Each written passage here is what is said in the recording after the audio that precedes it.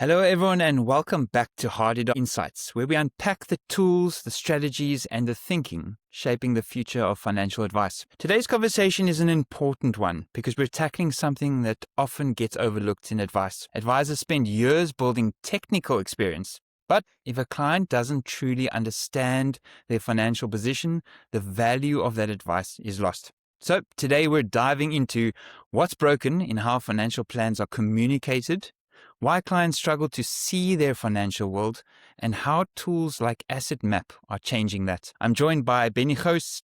Great to have you with us, Bennie.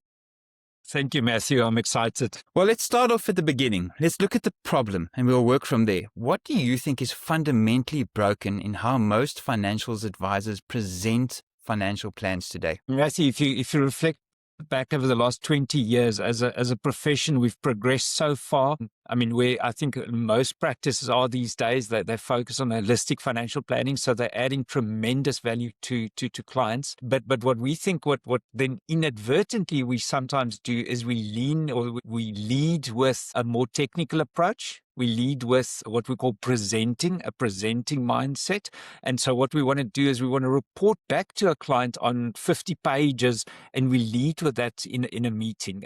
And we think that doesn't fully reflect the value of financial planning. And we've always got this little test. We say, watch the client's body language. Are they arms folded and sitting back, or are they leaning in? And obviously we want to invite people into the meeting. We want them to lean in. And so we think we should rather focus on not so much looking back, but meeting the client where they're at. And normally clients, very simply, they walk into a meeting, they want to know, where am I at? Am I on track? And what do I do next? And that's really what we want the conversation to be about. Bennie, this is something that I would imagine most financial advisors don't get taught. This is something that you've got to work out for yourself. So just continuing and leaning into this problem, where do you see the biggest disconnect between what advisors think they're communicating and what clients actually understand? I mean, it's fascinating, Matthew. There is so much research on this, how big that disconnect is. And unfortunately, the research is also telling us that the gap is widening. The gap is getting bigger. And we think it's got something to do, as I mentioned, that we're giving more comprehensive financial planning. So it's getting more complex, and we sometimes that can be overwhelming for the client. So there's that element that's making it hard to connect. But there's also that if you think about modern life, it's rushed, it's busy, there's so many priorities, it's moving. And so there's this phenomena, we call it TLDR, too long didn't read. And it's just a way people think these days. Our attention spans are getting very condensed. So if you marry those two things, we want to talk about complexity. Clients are looking for simplicity. That's just a recipe for a significant disconnect, when we get to the most important conversations around people's financial well-being. Yeah, we're going to dive into that a little bit deeper later, especially with the changing client and what they need to see and what they want to see and the volume that they are prepared to put up with or at least engage with. But if I could put you on the spot, and just to be fair to both sides, if a client walks out of a meeting confused, whose fault really is it? I think as a financial planner, what we want to do is we want to continuously communicate value. So we've got to find because financial planning is very valuable, but we've got to find ways to break those barriers. So I think ultimately it is up to us to be able to find ways in which to more effectively communicate our value to clients. So I think it does start from the financial planner side, and we've got to lead that, and we want to lead it.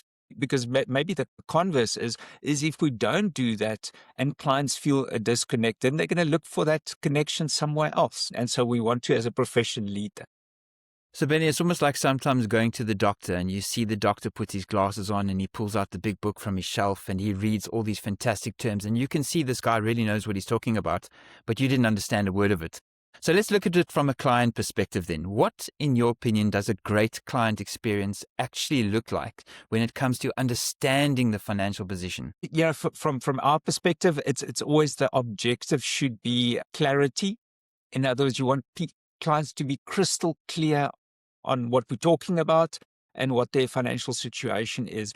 And often, we try and communicate that with complex stuff, graphs and tables and figures. What most clients do, that they can't absorb all of that information like that because they're not interested and they're not trained in that way. And so we've got to find ways to break that complexity. And often, and advisors do this naturally. As soon as you see the client and their eyes are glazing over, we see that we're losing them. What do? We draw out like a pen and paper, or we go to a whiteboard and we start drawing. And it's not just that it's a picture, because pictures are really, really valuable to communicate lots of information very succinctly, but it's the process. So in other words, when we start drawing, we remove the barriers. We make it simple for clients and we invite them into the conversation and we say, let's have a conversation. Let's talk through this. And you know what's lovely, Matthew? When you see that aha moment, the client goes like, now I get it. And I think that's the critical thing, that we need to follow a process where we can take the client along so they get to that point like, aha, get it. But you've alluded to some kind of a visual stimuli there, but I'm going to get back to that in a moment. I know with myself, if I pick up an Excel spreadsheet or something and I look at figures or just look at too many, they jump around the page and they don't speak to me. It's like looking in the matrix. Some people can see what they see. Other people can't see anything except a bunch of numbers. Why do you think humans struggle so much with traditional financial reports and spreadsheets? Again, we focus heavily on research, and we think it's not so much that people are either numbers people or not numbers people or picture or visual. It's the combination. So in other words, what the research is telling us is for somebody to understand, they need to get the same information in different ways. And so in other words, it's helpful sometimes to have a graph, sometimes to have a picture around something, sometimes to go physically through like a drawing thing. So there's different learning styles like that we must try and combine, because that's when it really sinks in for clients. It could be little tricks like repeating stuff, like, so in other words, that we write it down and we say it back to the person. So there are little techniques, but what I'm saying is you've got to use different techniques. If you just have one, and often advisors, we all do it. You put a spreadsheet in front of a client. It's one medium of communication. And exactly as you say, it's hard for people to take in when you give them one medium to absorb the information through. I think we've definitely touching on the issue here. It's really about, while you might be an expert and you might be very well versed in what it is you're communicating, the consumer just needs to consume it in a different way, just to kind of understand and let it land. So you touched on visual earlier, and that's an interesting topic I want to explore a little bit more. Have you seen real examples of where simple visual changed a client's decision or behavior?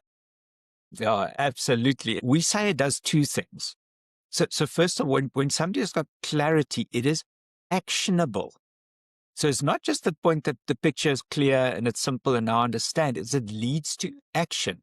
And if you think about in financial planning, it's so important because the whole purpose of financial planning is to lead to action, decisions, and helping the client to make decisions to progress. So we think about this picture, it's not just because it's nice or simple or understandable. It helps a client to more quickly make decisions to progress their financial well-being. So the first step is it's actionable. The next thing, and this is maybe even a bit more subtle, but often when we think about in our practice, we say, well, listen, I hope my clients are satisfied. And that's actually not enough, to say I've got satisfied clients. What we really want is clients that are emotionally engaged in our value proposition. So what that means is that we see it with pictures.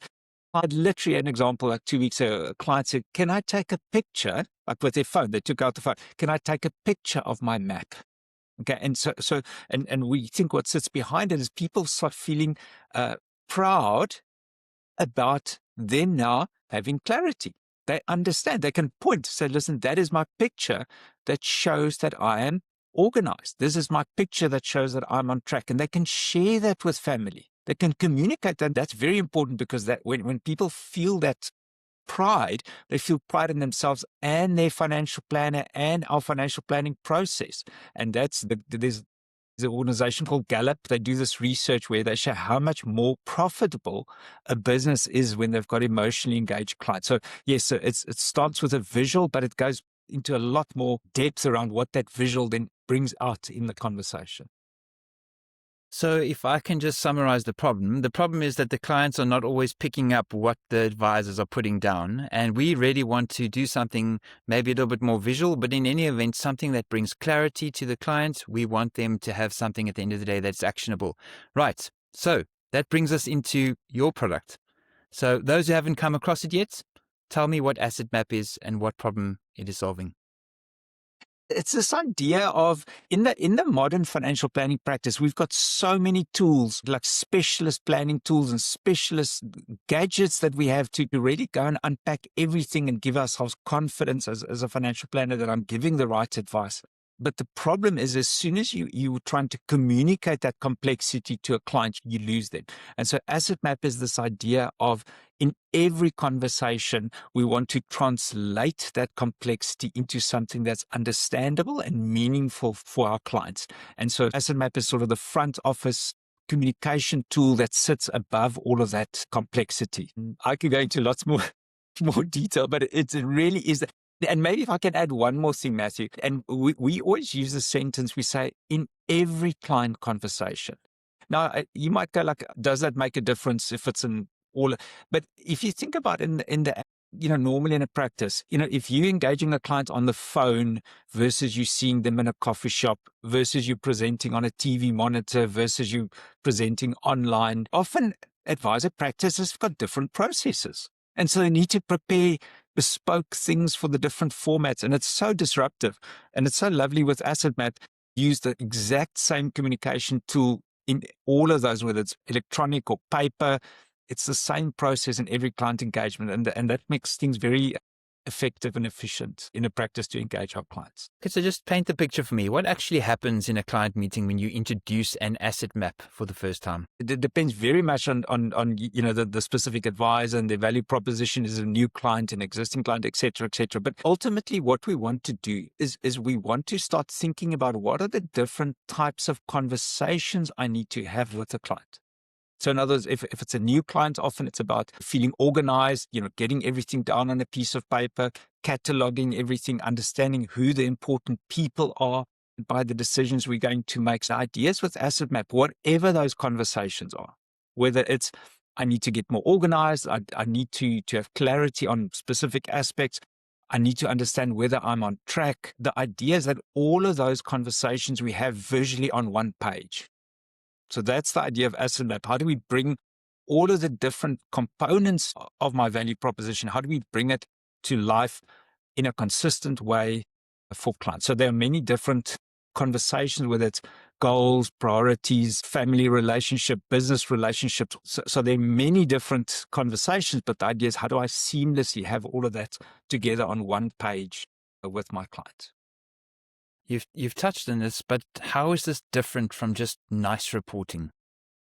Yeah, that's a great question. I think that the thing to understand is, and we often do this wrong. We think, okay, so if I dumb things down, like in other words, if I just summarize everything on one page or I summarize with one number or something, if I dumb it down, then it's going to be understandable for my client. But it's not true, because what a client needs to do is you can show them a bunch of numbers, but what they need to understand is the who is impacted by this decision, what are the implications of that, and how does it all fit together? So in other words, you can't just show them this is what you have, like a report, like this is what you have. They need to understand what sits behind that. What are the things that are going to influence my decisions behind it? And so Asset Map is much more of a process. It's not a report. So I'm not going to put the asset map and say, here's your asset map. It's the engagement process that we follow with the client so they can start understanding how everything fits together. That's what Asset Map does. What does this, just to bring clarity, what does it actually change in the advice process? We call it speed to trust.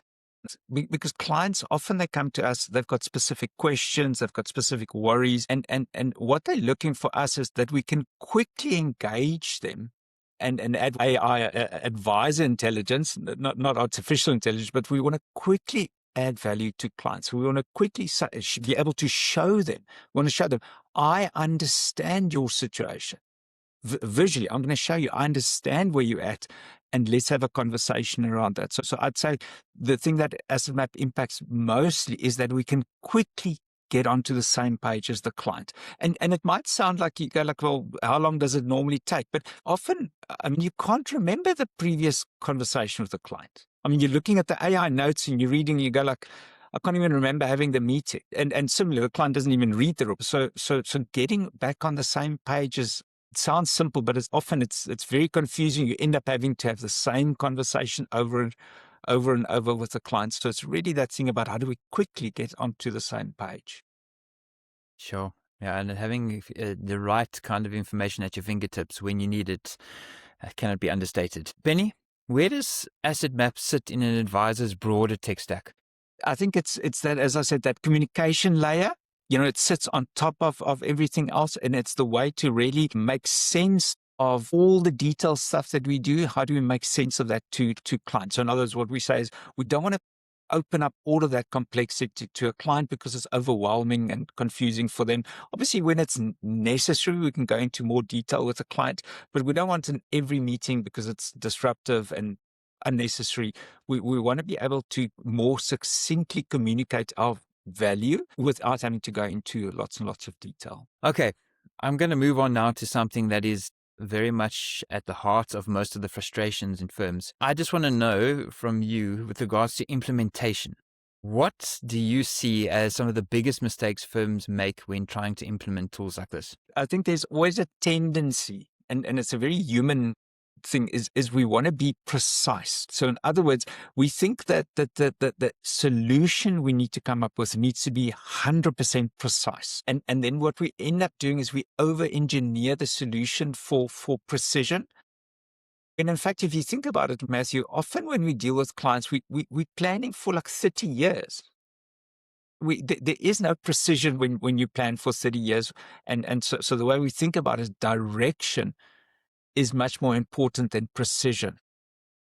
What you really want to do is you want to empower clients and the advisors seeing the client to make decisions to guide the client along that 30-year journey. And then if you then focus too much on the precision, it actually detracts from it. Like it hides the real value of financial planning. And so we think there's a balance. You can't only design for precision.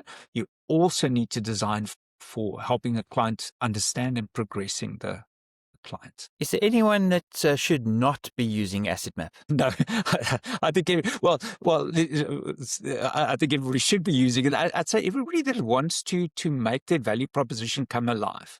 Okay, so in other words, if you want to really communicate your value, you have to find ways to make it real for clients. And it's for advisors that want to focus it. And maybe also in fairness, not everybody wants to do that. Sometimes, people want to focus on the very technical aspects.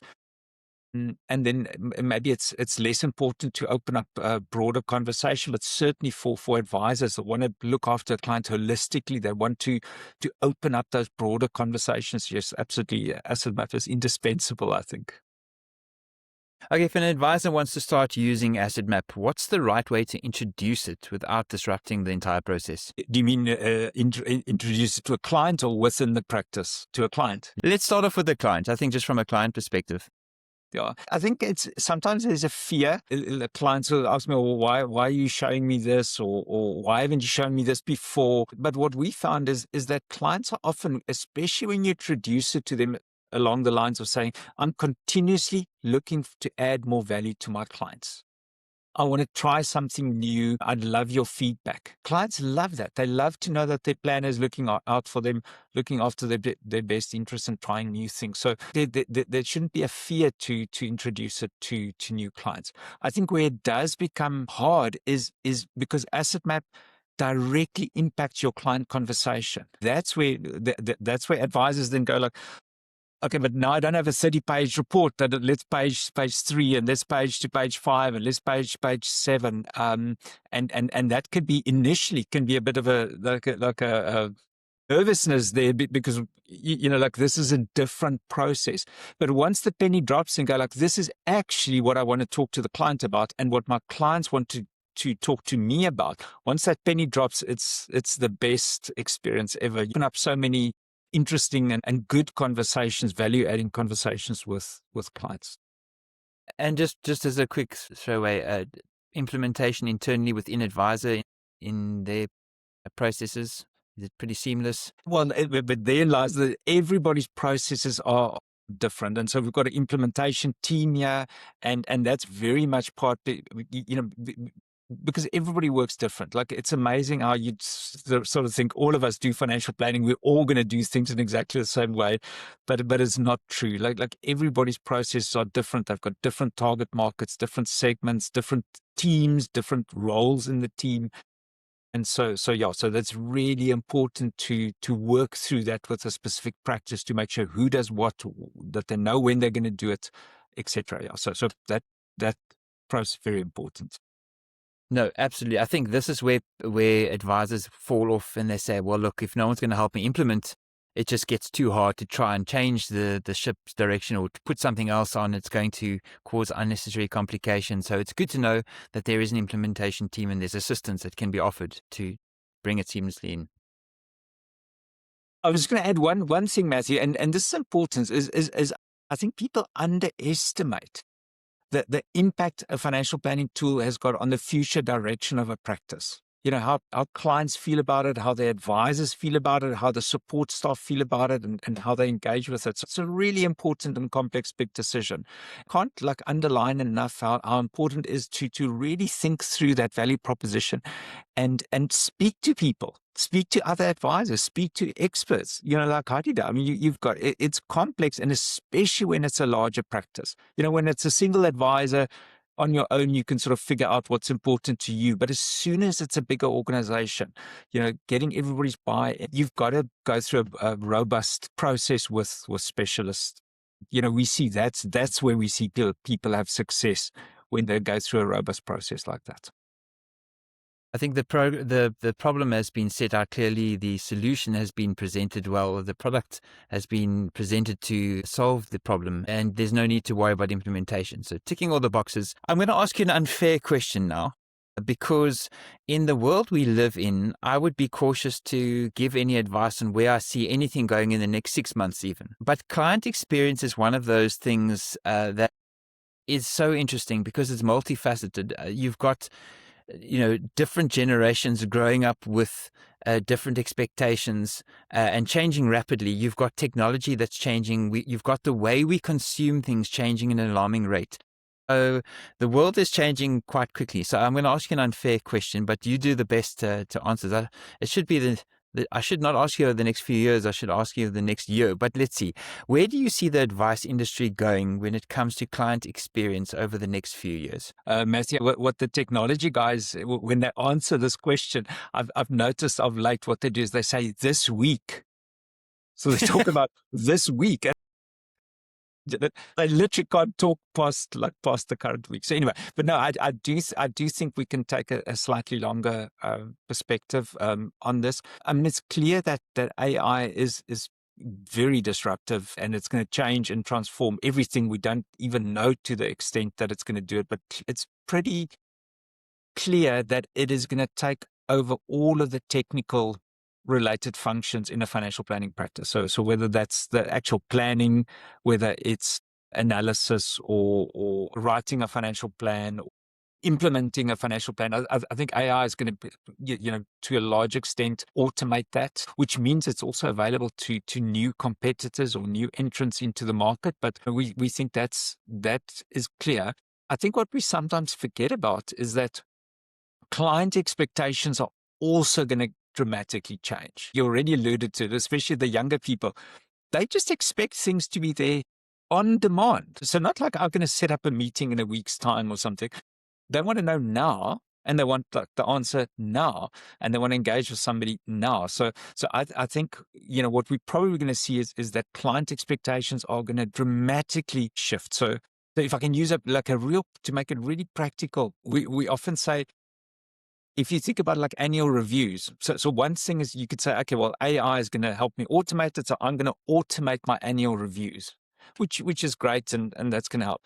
But you're forgetting about the client experience. Clients are going to go like, an annual review? Are you crazy? I want to talk to you live whenever I feel like it. So in other words, just automating an annual review is not going to solve solve that problem. So what we're saying is that we think we need to deal with both. The technical side is going to dramatically shift, which means we can focus much more on the human side. But then we've got to build the skills. We need to make sure that we can deliver that part of the equation. Benny, at Hadeda, we're trying to help advisors just cut through the noise and choose the right tools for their business. Specifically, from your perspective, where does something like Asset Map fit into that journey, and how should advisors be thinking about evaluating tools just like this? Again, I think it comes down to your value proposition. So what is it that you want to promise your clients? It's Kofi is going to really put the spotlight on this. What is that value proposition, and how can you demonstrate that you're delivering that consistently? We think it does come back down to what is it that I want to deliver to my clients. And because then what you need to do is you need to find the tools that are going to do that quicker, more effective, more holistic, and what we call hyper-personalized. So we think that's a really important aspect. So, just spitting out 50 financial plans, that's not hyper-personalized. So we've got to marry it up with solutions that can really make it hyper-personalized for my specific client, so that client feels this is their financial plan. We've gone through a process that speaks to their needs. So I think that's the thing that we're all going to have to get to grips with, is to say, how do I do all of this smarter, faster, better, but in a hyper-personalized way? And we think that's Asset Map. That's our key strength.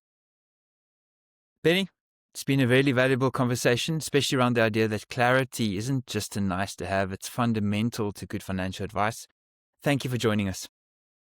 Thank you, Matthew. It was wonderful. Thanks. I enjoyed the conversation. Thank you. And thanks for the work that you and Hadeda are doing. Absolute pleasure. If you're an advisor watching and you're trying to figure out where do tools like Asset Map fit into your business, head over to Hadeda. That's exactly what we're here to help you do. Thanks again for joining us. And remember, new interviews drop monthly. Hit subscribe, follow us on LinkedIn. Keep building the tech stack your business deserves the DIY way. Thank you. Goodbye.